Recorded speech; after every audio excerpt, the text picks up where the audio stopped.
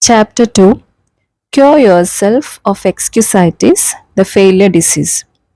People, as you think yourself to success, that's what you will study.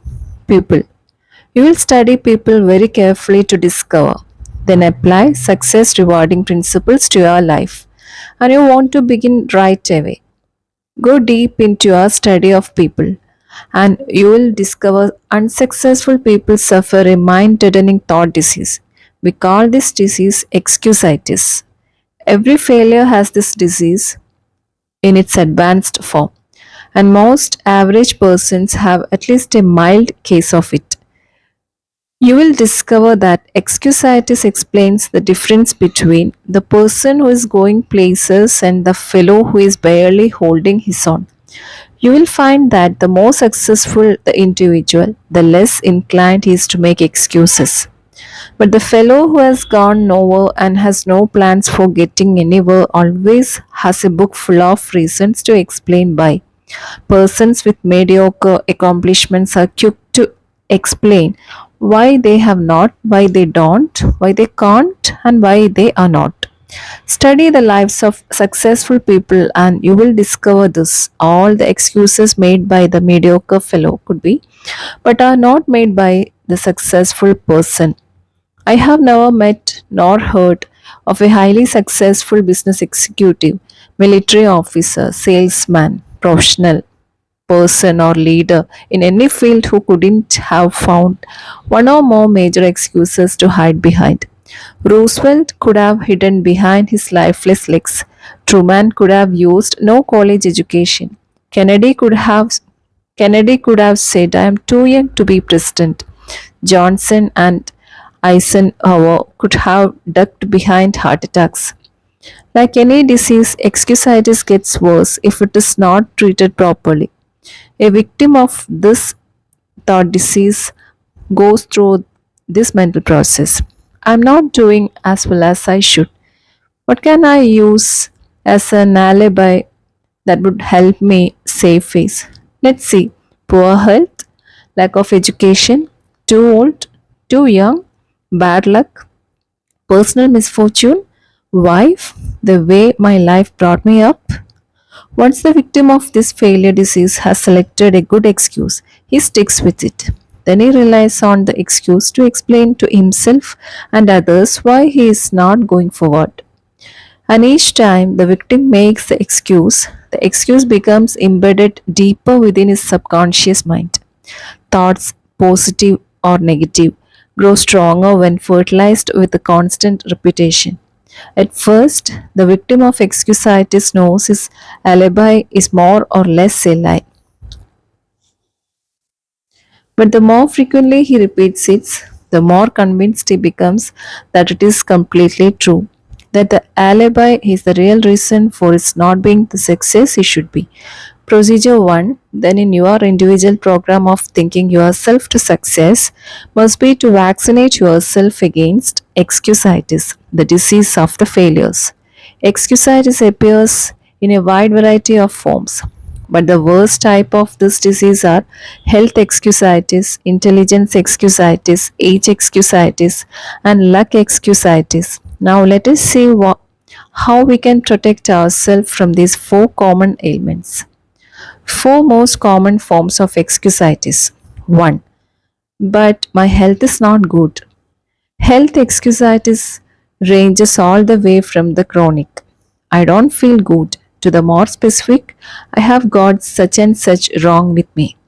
Bad health in a thousand different forms is used as an excuse for failing to do what a person wants to do, failing to accept greater responsibilities, failing to make more money, failing to achieve success. Millions and millions of people suffer from health excusitis. But is it in most cases a legitimate excuse? Think for a moment of all the highly successful people you know who could, but who don't use health as an excuse. My physician and surgeon friends tell me the perfect specimen of adult life is non existent. There is something physically wrong with everybody. Many surrender in whole or in part to health excusitis, but success thinking people do not. Two experiences happened to me in one afternoon that illustrates the correct and incorrect attitude towards health.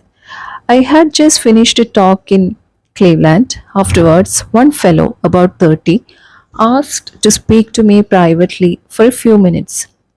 He complimented me on the meeting, but then said, I'm afraid your ideas can't do much good. You see, he continued, I have got a bad heart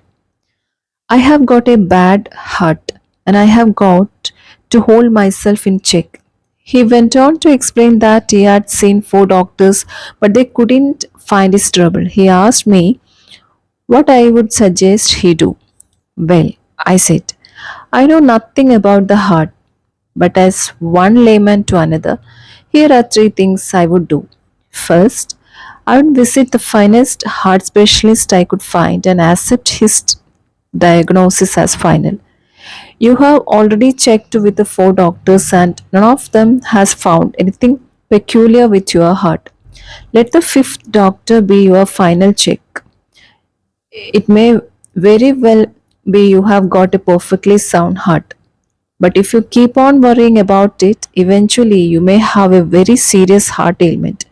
Looking and looking for an illness often actually produces illness.